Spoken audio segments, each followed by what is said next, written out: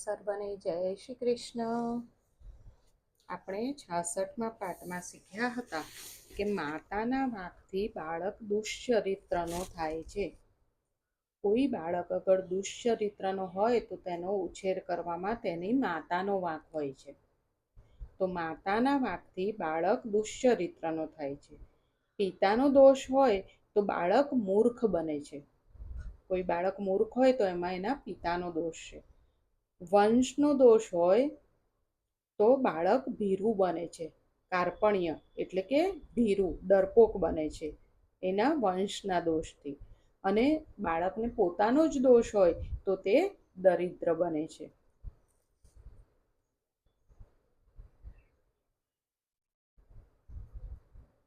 બીજું આપણે શીખ્યા હતા કે પ્રણામ સાષ્ટાંગ કરવા.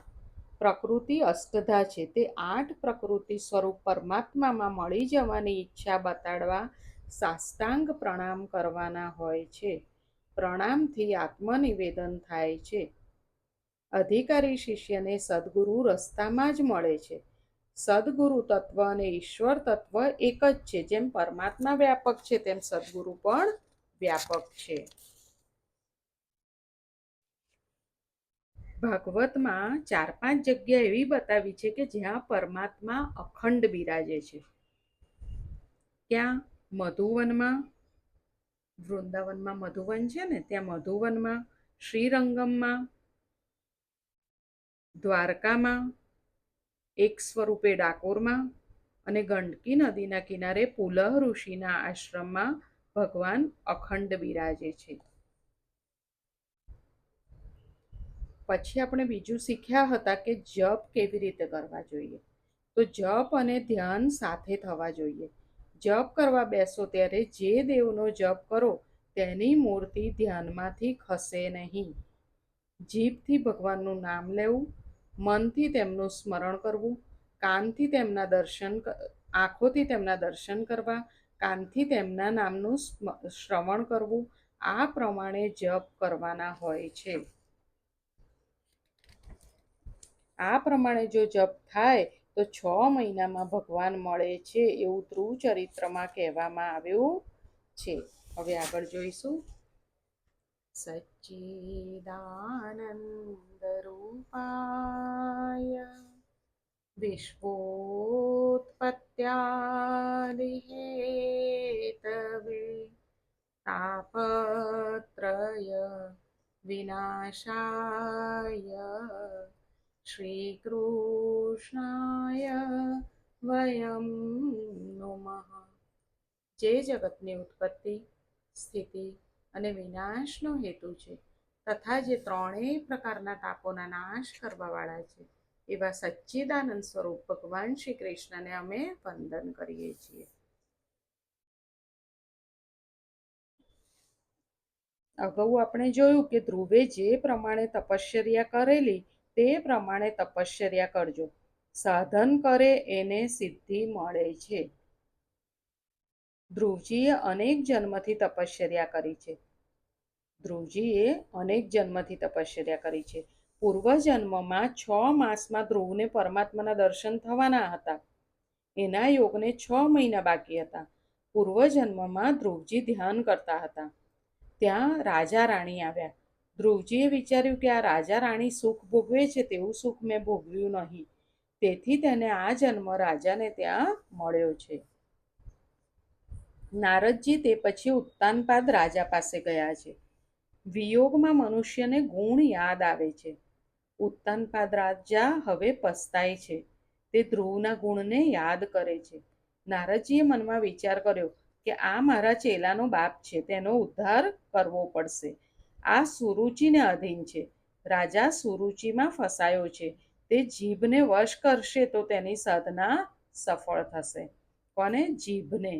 તે જીભને વશ કરશે તો તેની સાધના સફળ થશે. જીભ સુધરે તો સુરુચિનો મોહ ઓછો થાય. રાજાને કહ્યું કે તું 6 મહિના ખાલી દૂધ ઉપર રહેજે અને અનુષ્ઠાન કરજે. નારદજીએ ઉત્તાનપાદ રાજા એટલે ધ્રુવના પિતાજીને શું કીધું કે તું 6 મહિના કેવળ દૂધ ઉપર રહેજે અને અનુષ્ઠાન કરજે. તો જીભનો મોહ ઓછો થાય તો એ સુરુચિમાં ફસાવાનું બંધ કરે. ધ્રુવજી મધુવનમાં આવ્યા છે. પ્રથમ દિવસે ઉપવાસ કર. હવે ધ્રુવજી મધુવન, નારદજીએ કહ્યું ને ધ્રુવજીને કે મધુવનમાં જવા. ધ્રુવજી મધુવનમાં આવ્યા છે. પ્રથમ દિવસે ઉપવાસ કર્યો છે. પછી ધ્રુવ 3 દિવસ એક આસને બેસીને ધ્યાન કરે છે, કેવળ ફળાહાર કરે છે. અન્નનો આહાર કરવાથી શરીરમાં રજોગુણ વધે છે. અન્નનો આહાર કરીએ આપણે તો શરીરમાં રજોગુણ વધે છે અને ફળાહાર કરવાથી શરીરમાં સત્વગુણ વધે છે. હવે આવી રીતે 3 દિવસ ધ્રુવજી એક આસને બેસતા અને 3 દિવસમાં એકવાર ખાલી ફળાહાર કરે છે. હવે બીજો મહિનો આવ્યો. હવે સંયમ વધાર્યો. હવે એકી સાથે 6 દિવસ ધ્યાનમાં બેસે છે. એક આસને 6 દિવસ ધ્યાનમાં બેસે છે. હવે ત્રીજો મહિનો આવ્યો. હવે 9 દિવસ એક આસને બેસે છે. હવે તો ફળ પણ ખાતા નથી, ઝાડના પાન ખાય છે. સંયમ ધીરે ધીરે વધારે તો ભક્તિ વધશે. જેનો એકવાર ત્યાગ કર્યો તે વિષયમાં ફરીથી મન ઇન્દ્રિયોને જવા દેશો નહીં. ચોથો મહિનો આવ્યો. હવે ફક્ત યમુનાજીનું જળ લઈને 12 દિવસે એક આસન ઉપર બેસે છે. 12 દિવસ સુધી એક આસન ઉપર બેસીને જપ કરે છે અને પછી 12 દિવસ પછી ઊભા થઈને યમુના જળ પીએ છે. હવે 5મો મહિનો આવ્યો. હવે તો જળ પણ નહીં, વાયુ ભક્ષણ કરે છે, એટલે ખાલી શ્વાસ લે છે અને 15 દિવસ એક આસને બેસે છે. હવે 6ઠ્ઠો મહિનો આવ્યો. ધ્રુવજીએ નિશ્ચય કર્યો કે હવે પરમાત્મા મળશે ત્યારે જ આસન ઉપરથી મારે ઉઠવું છે. ભગવાન ન મળે ત્યાં સુધી મારે ઉઠવું નથી, એવો નિશ્ચય કરી ધ્યાન જપમાં બેઠા છે. હવે 6ઠ્ઠો મહિનો આવ્યો. હવે ધ્રુવજી કે હવે ભગવાન મળશે તો જ ઉઠીશ, નહીં તો હું ઉઠીશ જ નહીં. દ્રઢ નિશ્ચય હશે તો ભગવાન જરૂર મદદ કરશે. બ્રહ્માકાર વૃત્તિ થાય છે પણ તેને કાયમને માટે ટકાવવી મુશ્કેલ છે. બ્રહ્માકાર વૃત્તિ થઈ જાય પણ એને કાયમ માટે ટકાવવી મુશ્કેલ છે. 6 મહિના સુધી સતત પરમાત્માનું ધ્યાન કરે છે. ધ્રુવજી હૃદયમાં નારાયણના સ્વરૂપને નિહાળે છે. હવે જીભથી નહીં, મનથી જપ થાય છે. હવે એમને જીભથી જપ નથી કરવા પડતા, જપ મનથી થાય છે. ધ્રુવની તપશ્ચર્યા જોઈ દેવો ભગવાન નારાયણ પાસે આવ્યા. આપ ધ્રુવકુમારને જલ્દી દર્શન આપો. ભગવાન દેવોને કહે છે, ધ્રુવને દર્શન આપવા નહીં, મારે ધ્રુવના દર્શન કરવા જવું છે. ભગવાને શું કીધું કે મારા ધ્રુવના દર્શન કરવા હું જવાનો છું. આજે ધ્રુવજીના દર્શન કરવાની ઈચ્છા ભગવાનને થઈ છે. પંઢરપુરના મંદિરમાં એક દિવસ વિઠ્ઠલનાથ અને રૂકમણી વચ્ચે નીચે પ્રમાણે સંવાદ થયેલો. રૂક્ષ્મણીજી કહે, તમારા આટલા ભક્તો રોજ દર્શન કરવા આવે છે, તેમ છતાં તમે કોઈને નજર કેમ નથી આપતા? દ્રષ્ટિ કેમ નીચી રાખો છો? ભગવાન કહે છે, જે મારા માટે આવે છે તેને હું નજર આપું છું. મંદિરમાં લોકો શા ભાવથી દર્શન કરવા આવે છે તે હું જાણું છું. મંદિરમાં આવીને સર્વ પોતાના માટે કાંઈક ને કાંઈક માંગે છે. કેવળ મારા માટે કોઈક જ આવે છે. કેવળ મારા માટે આવે તેને હું નજર આપું છું. પંઢરપુરમાં ભગવાનના દર્શન માટે એટલી ભીડ હોય છે કે સવારે ગયેલા માણસને સાંજે વિઠ્ઠલનાથની ઝાંખી થાય છે. એક વખત લક્ષ્મીજીએ ભગવાનને પૂછ્યું, આટલા બધા ભક્તો આપના દર્શન માટે આવ્યા છે પણ આપ ઉદાસ કેમ છો? ભગવાને કહ્યું, આ બધા સ્વાર્થી ભેગા થયા છે. આ બધા મને જોવા આવ્યા છે પણ જેના દર્શન કરવાની મને ઈચ્છા છે તે મારો તુકારામ હજી આવ્યો નથી. તુકારામ બીમાર હતા. પથારીમાં પડ્યા વિચાર કરતા હતા કે મારાથી વિઠ્ઠલનાથના દર્શન કરવા જઈ શકાય તેમ નથી. મારા વિઠ્ઠલનાથ મારા ઘરે દર્શન આપવા શું નહીં આવે? પ્રેમ અન્યોન્ય હોય છે. પ્રેમ અન્યોન્ય હોય છે. ભગવાને લક્ષ્મીજીને કહ્યું, તુકારામ બીમાર હોવાથી આવી શક્યા નથી, માટે આપણે ત્યાં જઈશું. હવે લાખો વૈષ્ણવો પંઢરપુરમાં વિઠ્ઠલનાથના દર્શન કરવા આવ્યા છે અને પરમાત્મા પધારે છે તુકારામને ત્યાં. સાચા વૈષ્ણવો જેમ ઠાકોરજીના દર્શન માટે આતુર હોય છે તેમ તેવા ભક્તોના દર્શન કરવા માટે ભગવાન પણ આતુર હોય છે. ભગવાન નારાયણ ત્યાં પ્રગટ થયા. ત્યાં સામે ઊભા છે પણ ધ્રુવજી આંખ ઉગાડતા નથી. હવે ભગવાને કીધું કે ધ્રુવજીને દર્શન આપવા નથી જતો, હું ધ્રુવના દર્શન કરવા જઉં છું. તો ભગવાન ત્યાં પ્રગટ થયા, પણ ધ્રુવજી તો આંખ જ નથી ઉગાડતા. ભગવાને વિચાર્યું, આમ ક્યાં સુધી ઊભો રહીશ? ધ્રુવજીના હૃદયમાં જે તેજોમય સ્વરૂપ પ્રગટ હતું તે હૃદયમાંથી અંતર ધ્યાન કર્યું. હવે ધ્રુવ બહુ અકળાયા, તે દિવ્ય સ્વરૂપ ક્યાં ગયું? આંખ ઉઘાડી તો સામે ચતુર્ભુજ નારાયણ કી જય. ધ્રુવજી દર્શન કરતા નથી, દર્શનથી ઠાકોરજીને પી જાય છે. ધ્રુવજી દર્શન કરતા નથી, દર્શનથી ઠાકોરજીને પી જાય છે. બોલવાની ઈચ્છા છે પણ ભણેલા નહીં, એટલે બોલી કેવી રીતે શકે? ભગવાનના હાથમાં શંખ હતો, તે વડે બાળકના ગાલને સ્પર્શ કર્યો, સરસ્વતી જાગૃત કરી. એટલે પછી ધ્રુવજીએ સ્તુતિ કરી છે. હવે ધ્રુવજીએ જે સ્તુતિ કરી છે સંસ્કૃતમાં, એનો આપણે અર્થ જોઈશું. ધ્રુવજીએ શું સ્તુતિ કરી છે કે પ્રભુ, આપ સર્વશક્તિ સંપન્ન છો. તમે જ મારા અંતઃકરણમાં પ્રવેશ કરીને તમારા તેજથી મારી આ સુષુપ્ત વાણીને સજીવ કરો છો, તથા હાથ, પગ, કાન, ત્વચા આદિ અન્ય બીજી ઇન્દ્રિયો તેમજ પ્રાણોને પણ ચેતનતા આપો છો. એવા તમે અંતર્યામી ભગવાનને હું પ્રણામ કરું છું. મારી બુદ્ધિમાં પ્રવેશી મારા મન બુદ્ધિને સત્કર્મની પ્રેરણા આપનાર મારા પ્રભુને વારંવાર વંદન કરું છું. આપે કરેલા ઉપકારો જાણનારો મનુષ્ય આપને કેમ ભૂલી જાય છે? તમને જેઓ ભજતા નથી તે ખરેખર કૃતજ્ઞ છે. તમે તો મનુષ્યને જન્મ મરણથી મુક્ત કરનારા છો. તેવા આપને જે લોકો કામાદી વિષયો માટે ભજે છે તેઓ મૂર્ખ છે. કલ્પવૃક્ષ રૂપ આપને જ તેઓ ભજે છે, છતાં દેહથી ઉપભોગ કરવા યોગ્ય સુખોને ઈચ્છે છે, કે જે વિષય સંબંધી સુખ પ્રાણીને નરકમાં પણ મળે છે. તમે કૃપા કરો તો જ આ જીવ તમને ઓળખી શકે છે. નાથ, તમે કૃપા કરો છો ત્યારે આ જીવ તમારા દર્શન કરી શકે છે, તમને મેળવી શકે છે. પ્રભુ કૃપા કરે તો જ આપણે પ્રભુના દર્શન કરી શકીએ, તો જ પ્રભુને મેળવી શકીએ. કેવળ સાધનથી ઈશ્વરના દર્શન થતા નથી. કનૈયો તો કૃપા સાધ્ય છે, સાધન સાધ્ય નથી. પરમાત્મા કૃપા સાધ્ય છે. એટલે એવું નહીં કે સાધન નહીં કરવાનું. સાધન કરો, પણ સાધનનો ભરોસો ન રાખો, સાધનનું અભિમાન ન રાખો. સાધન તો કરવાનું જ છે. સાધન કરતા જીવ થાકી જાય, સાધન કરતા દીન થયેલો જીવ જ્યારે રડી પડે છે ત્યારે ભગવાન કૃપા કરે છે. સાધન કરવું એટલે શું? આપણે જે જપ કરીએ, આપણે જે સેવા કરીએ, એ બધું સાધન છે. કીર્તન કરીએ, એ બધું પ્રભુને મેળવવાનું સાધન છે. તો જ્યારે એ સાધન કરતા કરતા જીવ થાકી જાય, સાધન કરતા દીન થયેલો જીવ જ્યારે રડી પડે કે પ્રભુ હવે ક્યારે મળશો, અને જ્યારે જીવ રડી પડે ત્યારે પ્રભુ કૃપા કરે છે.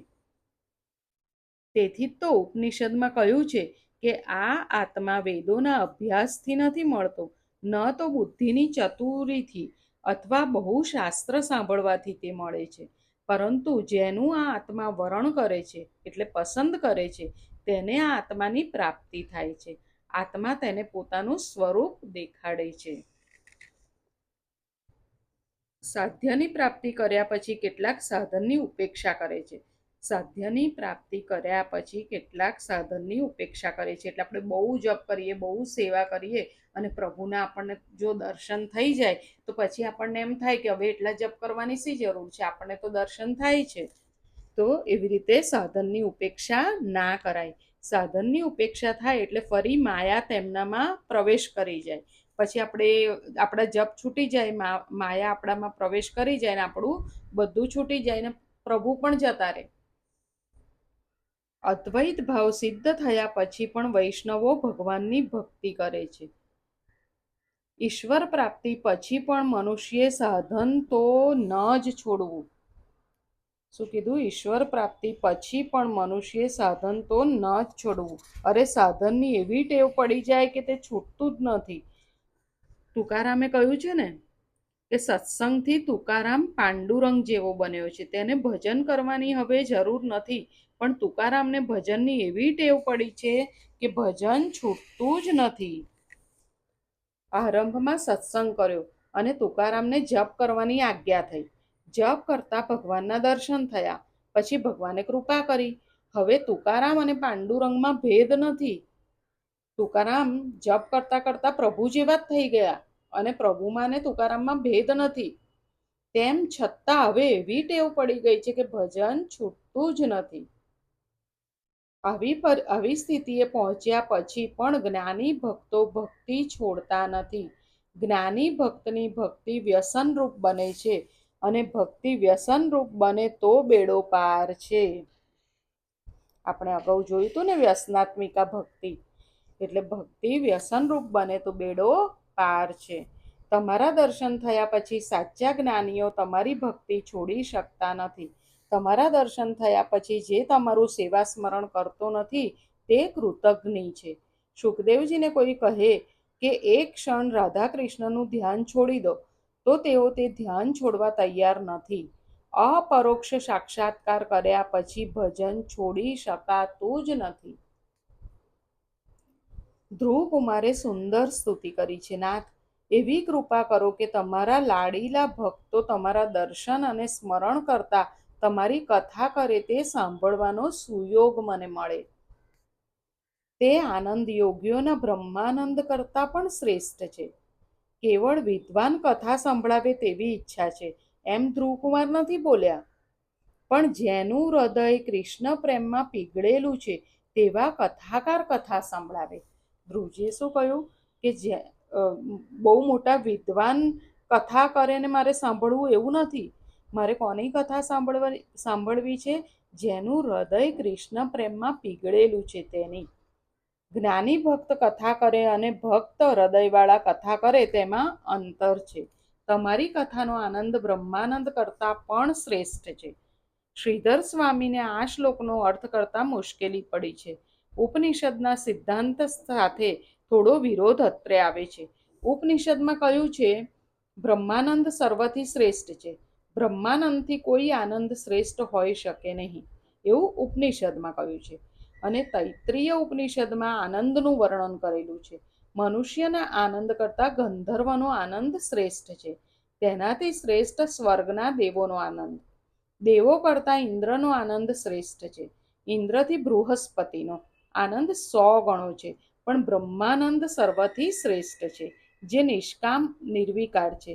જેના મનનો નિરોધ થયો છે તેને જે આનંદ મળે છે તે બ્રહ્માનંદ. જેના મનનો નિરોધ થયો છે તેને જે આનંદ મળે છે તેનું નામ બ્રહ્માનંદ. તે સર્વથી શ્રેષ્ઠ છે. જેની વૃત્તિ બ્રહ્માકાર થઈ છે એવા યોગ્યોને જે બ્રહ્માનંદ મળે છે તે આનંદ શ્રેષ્ઠ છે. જ્યાં દ્વૈત પ્રપંચ રહેતો નથી, જ્યાં હું નથી અને તું નથી, તે આનંદ શ્રેષ્ઠ છે. જ્યાં સુધી હું છે, તું છે, ત્યાં સુધી શ્રેષ્ઠ આનંદ મળતો નથી. બ્રહ્માનંદ થાય છે ત્યાં જગત રહેતું નથી. બ્રહ્માનંદ થાય છે ત્યાં જગત રહેતું નથી. આજે અહીંયા સુધી રાખીએ. આજે આપણે શું શીખ્યા એ આપણે જોઈ લઈએ. આજે આપણે શીખ્યા કે સાચા વૈષ્ણવો જેમ ઠાકોરજીના દર્શન માટે આતુર હોય છે તેમ તેવા ભક્તોના દર્શન કરવા માટે ભગવાન પણ આતુર હોય છે. સાધન કરતા જ્યારે જીવ થાકી જાય, સાધન કરતા દીન થયેલો જીવ જ્યારે રડી પડે ત્યારે ભગવાન કૃપા કરે છે. ઈશ્વર પ્રાપ્તિ પછી પણ મનુષ્યે સાધન તો ન જ છોડવું. અરે સાધનની એવી ટેવ પડી જાય કે સાધન છૂટતું જ નથી. તુકારામને ભજનની એવી ટેવ પડી છે કે ભજન છૂટતું જ નથી. જ્ઞાની ભક્તની ભક્તિ વ્યસનરૂપ બને છે. ભક્તિ વ્યસનરૂપ બને તો બેડો પાર છે. જેના મનનો નિરોધ થયો છે તેને જે આનંદ મળે છે તે બ્રહ્માનંદ. તે સર્વથી શ્રેષ્ઠ છે. બ્રહ્માનંદ એટલે શું? જેની બ્રહ્માકાર વૃત્તિ થઈ છે એવા યોગીઓને જે બ્રહ્માનંદ મળે છે તે આનંદ શ્રેષ્ઠ છે. જ્યાં હું નથી, તું નથી, તે આનંદ શ્રેષ્ઠ છે. જ્યાં સુધી હું છે, તું છે, ત્યાં સુધી શ્રેષ્ઠ આનંદ મળતો નથી. અને બ્રહ્માનંદ થાય છે ત્યાં જગત રહેતું નથી. આજે અહીંયા સુધી રાખીએ, ફરી જલ્દી મળીએ. સર્વને જય શ્રી કૃષ્ણ.